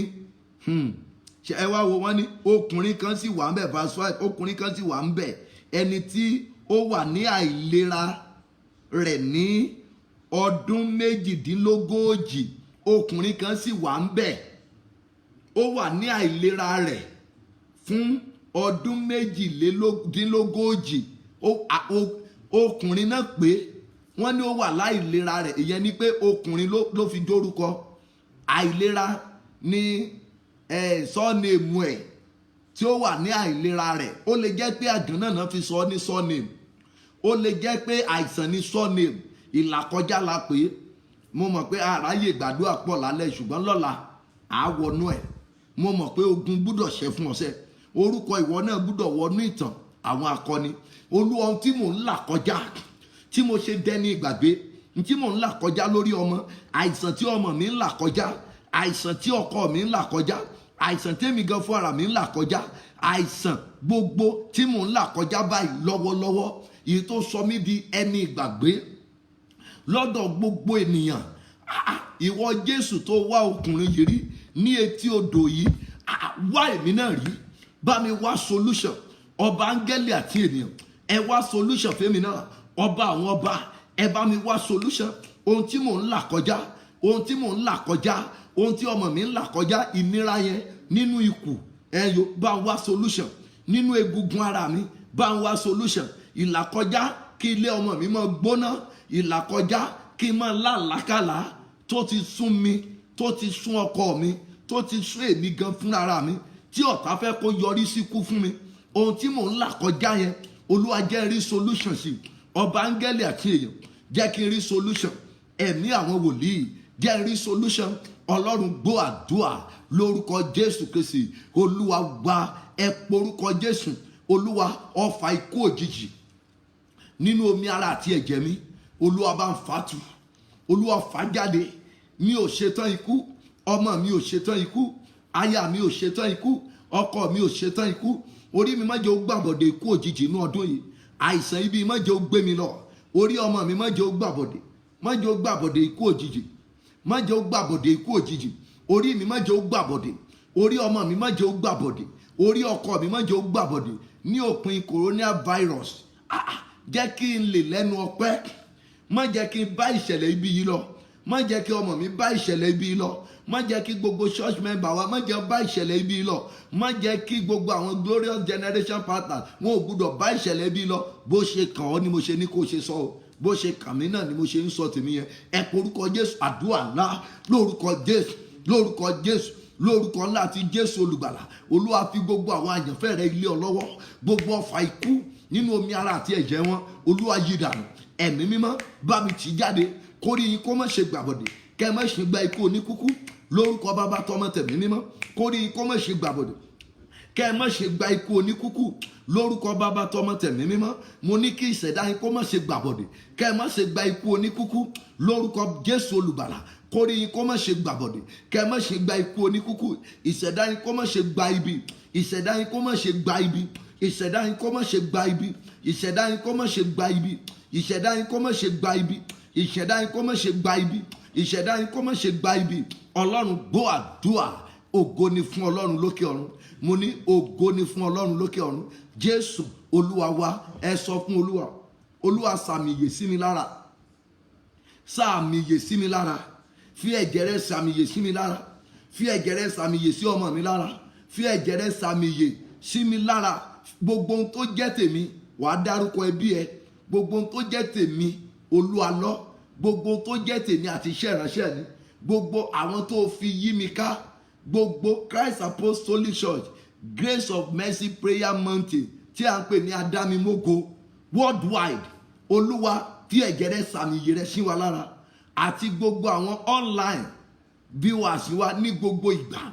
Olúwa fi ẹ̀jẹ̀ rẹ sàmìyè rẹ. Ìwà dárúkọ tiẹ̀ sẹ́yìn pé èmi kó papọ̀, àwọn tó kàn mí lè ní sọ yẹn ni mo kó papọ̀, torí pé mo mọ̀ pé tó bá kàn wọ́n ó kan èmi náà. Tó bá kàn wọ́n wọn ò ní jẹ́ ń sinmi. Olúwa fi ẹ̀jẹ̀ rẹ sàmìyè rẹ sí wa lára, fi ẹ̀jẹ̀ rẹ fi sàmìyè sí wa lára. Orí wa ò gbúdọ̀ gbàbọ̀dè, ìṣẹ̀dá wa ò gbúdọ̀ gba ibi, a gbúdọ̀ rí ogun ikú òjijì lórí ẹnikẹ́ni wa. Gẹ́gẹ́ bí ọ̀rọ̀ rẹ, bí wọ́n ti fi ẹ̀jẹ̀ sórí àtẹ́rígbà ilé àwọn ọmọ Hébérù ní Íjíbítì, Olúwa fi ẹ̀jẹ̀ rẹ sàmìyè sórí gbogbo wa, fi sàmìyè sára mọ́tò wa, fi sàmìyè rẹ sára ọmọ, sára ọkọ, sí ara gbogbo church member wa ní Finland, sàmìyè rẹ sí gbogbo ọmọ ìjọ ibẹ̀, ní ìlú Èkó, nílùú Àkúrẹ́, sàmìyè rẹ sí wa lára.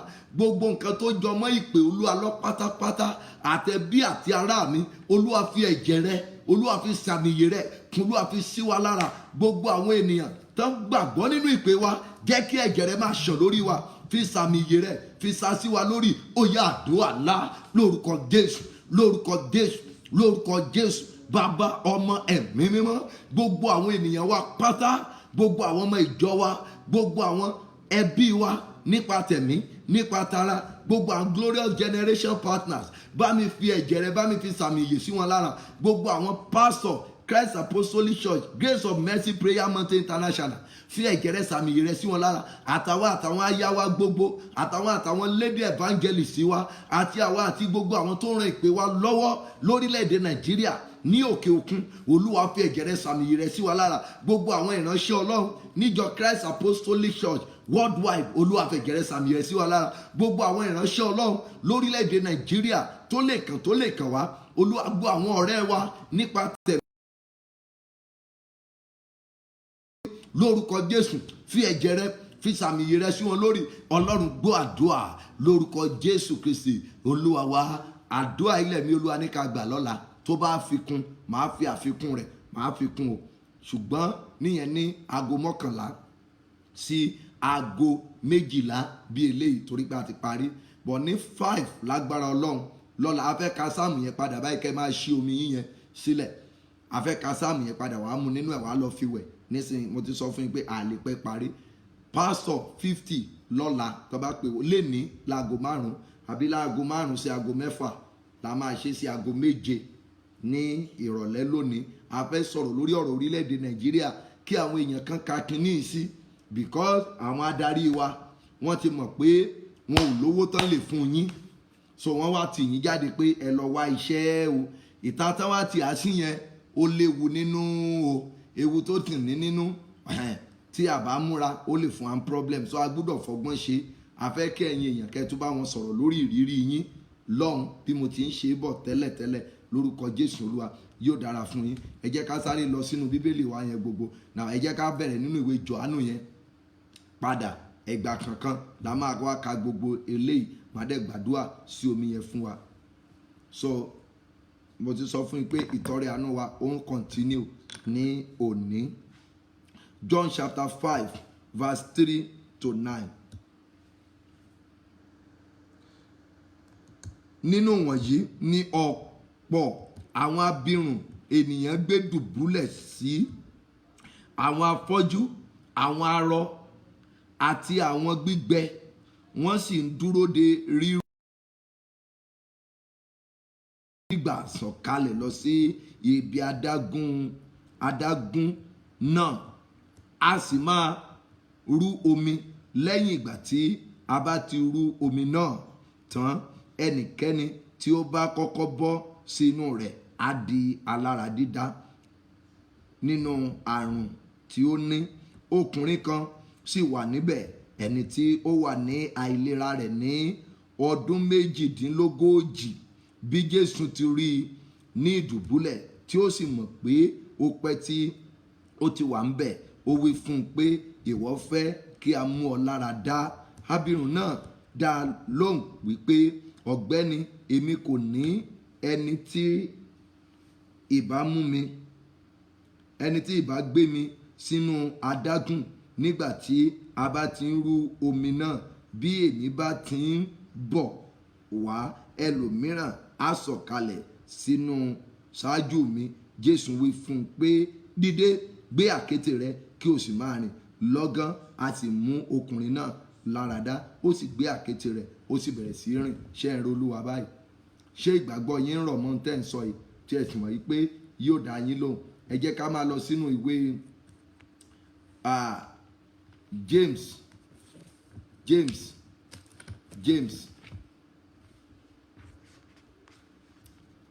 James chapter 5 verse 16.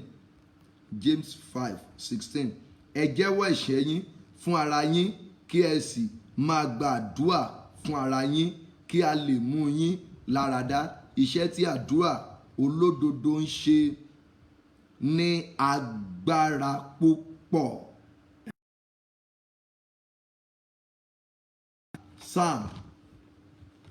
Psalm 68. Psalm 68. Psalm 68 line 20 níbẹ̀. Ẹni tí í ṣe Olúwa, ẹni tí ń ṣe Olúwa wa ni Ọlọ́run ìgbàlà, àti lọ́wọ́ Jehovah Olúwa ni a yọ wá kúrò ní lọ́wọ́ ikú. Ìwé àwọn ọba èyí tí ó kẹ́yìn, Second King chapter 2 verse 21. 2 King chapter 2 verse 21. Òun sì jáde lọ sí ibi orísun omi náà, ó sì dá iyọ̀ náà síbẹ̀, ó sì wí pé báyìí ni Olúwa wí, èmi ṣe àwòtán omi wọ̀nyí láti yín lọ, kì yóò sí ikú mọ́ tàbí àṣálẹ̀. Ẹ pe orúkọ Jésù ní ìgbà méje, kẹ́ ẹ pe ẹ̀jẹ̀ Jésù ní ìgbà méje, ẹ pe agbára Ọlọ́run ní ìgbà méje, orúkọ Jésù ní ìgbà méje, ẹ̀jẹ̀ Jésù ní ìgbà méje, agbára Ọlọ́run ní ìgbà méje. Ẹni kó wọ inú omi yìí lọ. Tẹ́ bá ti pé ó yá wọ inú omi yìí lọ, ó yá àdúrà orúkọ Jésù, orúkọ Jésù, orúkọ Jésù, orúkọ Jésù, orúkọ Jésù, orúkọ Jésù, orúkọ Jésù, ẹ̀jẹ̀ Jésù, ẹ̀jẹ̀ Jésù, ẹ̀jẹ̀ Jésù, ẹ̀jẹ̀ Jésù, ẹ̀jẹ̀ Jésù, ẹ̀jẹ̀ Jésù, ẹ̀jẹ̀ Jésù, agbára Ọlọ́run, agbára Ọlọ́run, agbára Ọlọ́run, agbára Ọlọ́run, agbára Ọlọ́run, agbára Ọlọ́run, agbára Ọlọ́run, wọnú omi lọ, wọnú omi lọ. Gbogbo omi tí ẹ gbé dání, gbogbo ẹ̀yin tẹ́ wà ní online yìí pátá tí ẹ ní omi dání níbi tí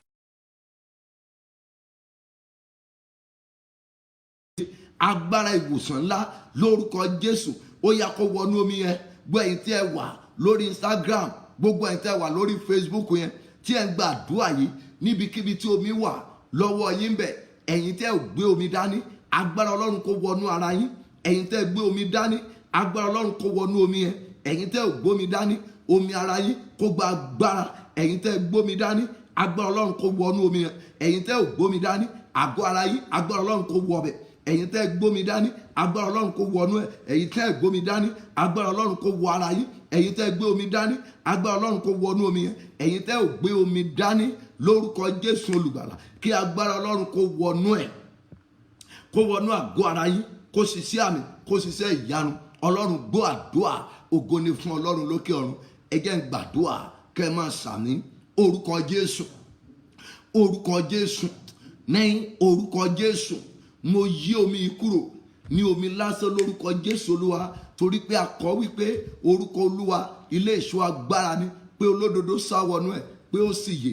Ǹjẹ́ tí ó bá rí bẹ́ẹ̀, omi gbogbo tí ẹ gbé dání yìí ó yá kó domi agbára lórúkọ Jésù kí ó domi agbára, lórúkọ Jésù kó domi agbára, lórúkọ Jésù kó domi agbára, lórúkọ Jésù kó domi agbára, lórúkọ Jésù kó domi agbára, lórúkọ Jésù kó domi agbára, lórúkọ Jésù kó domi agbára, lórúkọ Jésù kó domi agbára, lórúkọ Jésù kó domi agbára, lórúkọ Jésù kó domi agbára, lórúkọ Jésù kó domi agbára, lórúkọ Jésù kó domi agbára, lórúkọ Jésù kó domi agbára, lórúkọ Jésù kó domi agbára, lórúkọ Jésù kó domi agbára, lórúkọ Jésù kó domi agbára. Gbogbo ẹ̀yin tẹ́ kí n rórun sùn bẹ́ẹ̀ bá ti mú omi iṣẹ́ lónìí kẹ́tù sorun ayọ̀, lórúkọ Jésù kẹ́tù sorun ayọ̀, lórúkọ Jésù kẹ́tù sorun ayọ̀, lórúkọ Jésù kẹ́tù sorun ayọ̀, lórúkọ Jésù kẹ́tù sorun ayọ̀, lórúkọ Jésù kẹ́tù sorun ayọ̀, lórúkọ Jésù kẹ́tù sorun ayọ̀, lórúkọ Jésù kẹ́tù sorun ayọ̀. Gbogbo ẹ̀yin tí oyún máa ń bàjẹ́ mọ́ nínú, gbogbo ẹ̀yin tí oyún máa ń bàjẹ́ mọ́ lára, bẹ́ẹ̀ bá ti mu omi yìí, gbogbo tí ò dáa nínú ilé ọmọ yẹn tó máa ń boyún jẹ́ mọ́ bẹ̀, lórúkọ Jésù ó yá kó parẹ́, lórúkọ Bàbá mo ní kó parẹ́. Bí ẹ bá ti mu omi tẹ́ fomi wẹ̀, gbogbo tó ń boyún jẹ́ mọ́ yín lára, gbogbo tí ò kì í jẹ́ kí oyún kó pé oṣù mẹ́ta, tí kì í jẹ́ kó pé oṣù mẹ́rin, tí kì í jẹ́ kó pé oṣù mẹ́fà, tí kì í jẹ́ kó pé oṣù mẹ́sàn-án, lórúkọ Jésù Kristi ti Násárẹ́tì, bí ẹ bá ti mu omi iṣẹ́, irú àìsàn búburú bẹ́ẹ̀ lórúkọ Jésù kó gbiná sọnù, lórúkọ Jésù mo ní kó gbiná sọnù, lórúkọ Bàbá kó gbiná sọnù, tí ọmọ kó gbiná sọnù, tí ẹ̀mí mọ́ kó gbiná sọnù.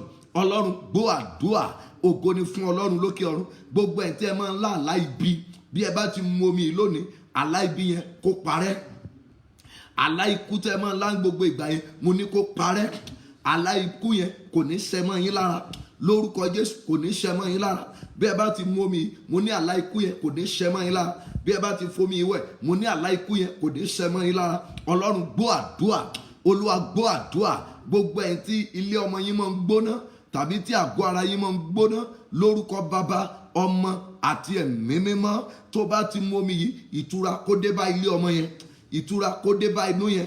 Gbogbo ẹ̀yin tí nǹkan oṣù yín dúró lójijì, tí ò dẹ̀ tẹ́ẹ̀dẹ̀ tí tó àkókò bẹ́ẹ̀, tẹ́ẹ̀dẹ̀ kì í wojú Ọlọ́run fún ọmọ, lórúkọ Jésù Olùgbàlà, lẹ́yìn àwọn àdúrà wọ̀nyí, nǹkan oṣù yẹn Ẹ̀mí Mímọ́ kó mú bọ̀ sípò. Gbogbo agbára òkùnkùn tí ó tẹ pọ́ọ̀sì yín, lórúkọ Jésù Olùgbàlà, agbára Ẹ̀mí Mímọ́ kó tẹ play yẹn padà, lórúkọ Jésù kí agbára Ẹ̀mí Mímọ́ kó tú ayé yín sílẹ̀. Gbogbo ẹ̀yin tó rí ń dùn, tí ẹ̀fọ́rí ń ṣe, tí ọwọ́ ń dùn, àwọn tí ò lè rìn, àwọn tó ní pastor stroke, àwọn tó ní bọ́lá ṣe ń pe àìsàn ìtayé coronavirus, lórúkọ Bàbá, Ọmọ àti Ẹ̀mí Mímọ́, bẹ́ẹ̀ bá ti ń mu omi yìí, bẹ́ẹ̀ bá ti ń mu nínú ẹ̀, àyípadà ńlá àti ìwòsàn ńlá ọwọ́ rẹ̀ ó yá kó kan ayé yín. Ọlọ́run gbọ́ àdúrà, àwa bẹ̀bẹ̀ fún gbogbo àgbáyé, Olúwa ṣàánú fún àgbáyé. Àìsàn yìí lórúkọ Jésù, Olúwa tètè bá wa fòpin sí, káàkiri gbogbo ayé bá a tètè fòpin sí, orílẹ̀-èdè Nàìjíríà bá a tètè fòpin sí àìsàn yìí. Ọlọ́run gbọ́ àdúrà, ògo ni fún Ọlọ́run lókè ọ̀run. Mo ní ògo ni fún Ọlọ́run lókè ọ̀run. Mo ní ògo ni fún Ọlọ́run lókè ọ̀run. Mo ní ògo ni fún Ọlọ́run lókè ọ̀run. Láti ìṣẹ́jú ìlọ, ẹ̀yin èèyàn mi, orí yín ò ní gbàbọ̀dè. Mo ní ìṣẹ̀dá yín kò ní gba ibi. Ọ̀sẹ̀ yìí oníṣẹ́ ayọ̀ á jẹ́ fún yín. Nípa tẹ̀mí ẹ ó ní testimony, nípa tara ẹ ó ní testimony. Orí yín kò ní gbàbọ̀dè. Accident ibi ẹ ò ní ní ìpín sí, ikú òjijì ẹ ò ní ní ìpín sí. Ọlọ́run gbọ́ àdúrà. Gbọ́ ẹ̀yin mẹ́mbà wa pátápátá ní ẹ̀ka ìjọ wa gbogbo, tẹ̀yin pásọ̀ wa, orí yín ò ní gbàbọ̀dè. Ogun ayé kò ní borí yín, ogun òkùnkùn kò ní borí yín, ogun ẹ̀ṣẹ̀ kò ní borí yín, ẹ ò ní ṣe dá dúró. Bí mo ti fẹ́ kórí fún gbogbo yín, kó ló ọjọ́ orí bẹ́ẹ̀ fẹ́mi náà. Bí mo ti fẹ́ kórí fún ìdílé yín, kó ló ọjọ́ orí bẹ́ẹ̀ fún ìdílé tèmi náà. Ọlọ́run gbọ́ àdúrà. Ohun tí ayé tiwa náà nílò, Olúwa kó fi àánú ṣe. Gbogbo ẹ̀yin ènìyàn mi tí ẹ ń parapọ̀ mọ́ ìpè wa láti ran àwọn aláìní lọ́wọ́ nírú àkókò yìí, lórúkọ Jésù Olùgbàlà, wọn ò ní dá owó ìbànújẹ́ fún ọ, wọn ò ní dá owó ìbànújẹ́ fún ọmọ rẹ kò ní dọmọ ọlọ́mọ, ẹbí rẹ kò ní dẹbí ẹlẹ́bí. Àwọn ènìyàn rere nígbà gan tó tẹ̀ nílò àtìgbà tó nílò, àwọn ènìyàn rere yẹn wọn ó wọnú ayé rẹ, ẹ ó dẹ̀ ráàánú gbà. Ògo ni fún Ọlọ́run lókè ọ̀run. Mo ní ògo ni fún Ọlọ́run lókè ọ̀run. Gbogbo ibi tí ẹ bá dé, kẹ́ mọ́ rójú rere Ọlọ́run, kẹ́ẹ̀dẹ̀ mọ́ rí ti ènìyàn. Ọlọ́run gbọ́ àdúrà. Ògo ni fún Ọlọ́run lókè ọ̀run. Ìjọba ọ̀run lèrè onígbàgbọ́, àtèmi àtẹ̀yin, Olúwa yóò mú wa délé. Mo ní ìjọba ọ̀run lèrè onígbàgbọ́, àtèmi àtẹ̀yin, Olúwa yóò mú wa délé. Ògo ni fún Ọlọ́run lókè ọ̀run. mo wí nígbà kan sí, ògo ni fún Ọlọ́run lókè ọ̀run. Nàìjíríà adarí rere, Olúwa yàn wọ́n fún wa, Olúwa yàn wọ́n fún wa, Olúwa yàn wọ́n fún wa, Olúwa yàn wọ́n fún wa. Ó ti fi coronavirus, ó ti fi tú àṣírí ibi tí ètò ìlera tí ó dé àti àgbẹ́kẹ̀lé wa nínú àwọn ènìyàn wa gbogbo ní orílẹ̀-èdè yìí. A fẹ́ kó bá wa padà gbé àwọn tó máa ní ìran orílẹ̀-èdè yìí dìde, àwọn tó máa ran orílẹ̀-èdè yìí lọ́wọ́. A fẹ́ kó gbé wọn dìde lórúkọ Jésù, fàánú gbé wọn dìde. Àwọn tó dẹ̀ máa wúlò fún ògo rẹ ní orílẹ̀-èdè Nàìjíríà nínú ìjọba wọ̀nyí, Olúwa túbọ̀ dáwọ́lé wọn. Àwọn ìjọba wa gbogbo ń bẹ, Olúwa bá wa tú ayé wọn ṣe, Olúwa tú ayé wọn ṣe, Olúwa tú ayé wọn ṣe. Kọ́ wọn ní ẹ̀rù rẹ, gbin ẹ̀rù rẹ sí wọn lọ́kàn. Gbogbo àwọn ìránṣẹ́ rẹ pátápátá, Olúwa dáwọ́lé wọn káàkiri orílẹ̀-èdè Nàìjíríà. Ẹ̀mí ìbẹ̀rù rẹ tí wọ́n fi lè máa sọ ọ̀rọ̀ rẹ fún àwọn ènìyàn, tí wọ́n fi lè máa fi ọ̀rọ̀ rẹ wọ̀n fún àwọn ènìyàn nígbà gbogbo. Ìbẹ̀rù rẹ, Olúwa jẹ́ ó wọnú ọkàn wọn. Ẹ̀mí òtítọ́ a fẹ́ kó fi wọnú àwọn ìránṣẹ́ rẹ gbogbo lórílẹ̀-èdè Nàìjíríà. Olúwa bá gbé sínú wọn. Ọlọ́run gbọ́ àdúrà àwọn tó ti palànàdà, fàánú gbé wọn padà dìde, fàánú gbé wọn dìde, fàánú ṣe àwárí wọn. Ẹ̀mí òṣì, Olúwa jẹ́ ó tán lórílẹ̀-èdè yìí, jẹ́ ó tán nínú ayé wa. Orílẹ̀-èdè gbogbo tẹ́wà náà kó wà ní àlàáfíà. Ògo ni fún Ọlọ́run lókè ọ̀run. Ìjọba ọ̀run lè rí onígbàgbọ́ àtàwọn àtẹ̀yìn. Olúwa yóò mú wa délé o. Jésù Olúwa wa, àmín, àmín, àmín lórúkọ Jésù. Aago 5 ní ìrọ̀lẹ́ ìní gbogbo wa ẹ jẹ́ ká pàdé. A dẹ̀ tún ṣe ìtọrẹ àánú gẹ́gẹ́ bí a ti wí. But ẹ̀yin tí ẹ bá ti darapọ̀ mọ́ wa, tí o bá fẹ́ ni o, náà bá fẹ́ ni, kì í ṣe túláàsì. Mo ti ẹ̀ sọ wípé àwọn ènìyàn tó nígbàgbọ́ nínú ìpè mi àtàwọn ọmọ ìjọ wa àti àwọn online wa tí wọ́n mọ̀ wípé a ò lè tàn wọ́n, tí wọ́n dẹ̀ mọ̀ pé ọkàn àwọn aláìní wà ní ọkàn wa, so ni à ń ṣe o. So Olúwa ò wí o, eléyìí Olúwa ò wí. Orúkọ Jésù, Olúwa yóò dára fún yín. So ìtọrẹ àánú yẹn ó ṣe pàtàkì, a máa ṣe lónìí. Mo nínú omi yẹn báyìí, wàá wá lọ fi yòókù, wàá lọ fi wẹ̀, wàá dà sínú, wàá bu iyọ̀ mìíràn kékeré, wàá mix ẹ̀ mọ́ nígbà tó bá fẹ́ lọ wẹ̀. Ṣùgbọ́n nísìnyí kó mu nínú ẹ̀ báyìí. Bọ̀ kí hallelujah ńlá méje náà kó tó mu. Hallelujah, hallelujah, hallelujah, hallelujah, hallelujah, hallelujah, hallelujah. Ògo